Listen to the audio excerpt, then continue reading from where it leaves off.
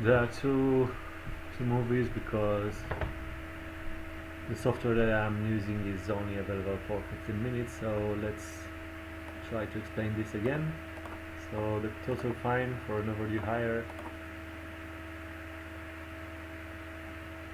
is calculated as follows. We get the date that the client returned the car and the date the client should return the car, so it's going to be a number here, and multiply it with the fine charge. Save the column as total. We're going to use the bookings table, booked cars, car details, contracts, and invoices. We're going to link them together, and we're only interested for the booking with the booking ID 3. So this is the total.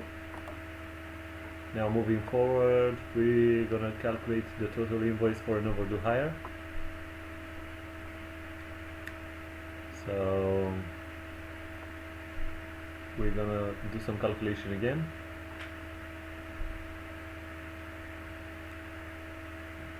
We're gonna take the meter reading when the car was bought back, and the meter reading from the start, multiplied with the mile charge, get a date, the number of the days that the client asked for the car, multiplied with the daily charge, and get a date, the days between the invoice and the invoice return date and the hire end date. So if the client returns the car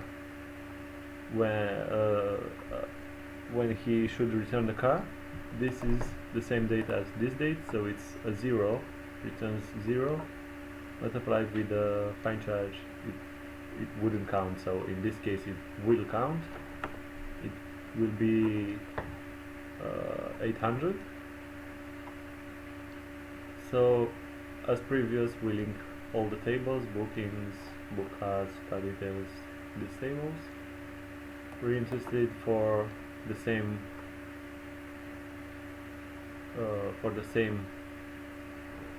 booking as the last one, the previous one, that was fine with 800. So this is going to result in 4,000.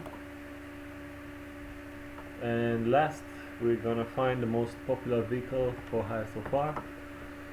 So we're going to count the car IDs from the booked car table and name it as number of times booked, and we'll take the make of the car and the registration number.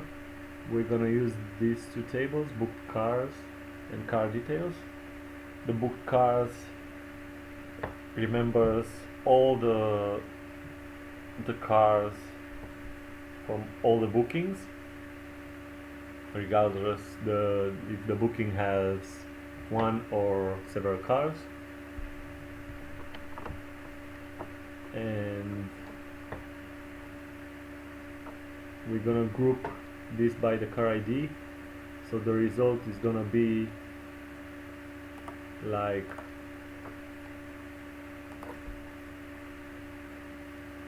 for this column is gonna save the number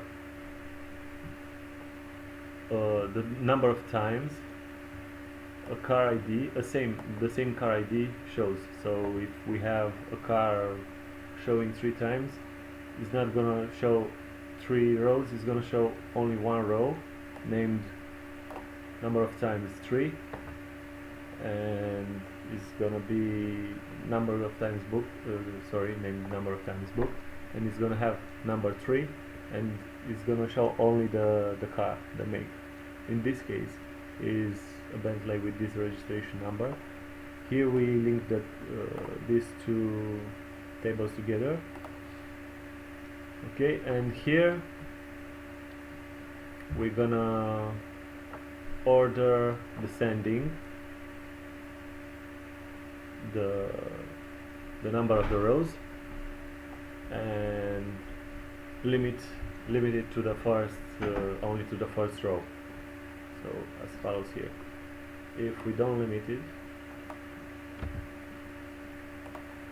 we are gonna have all the cars.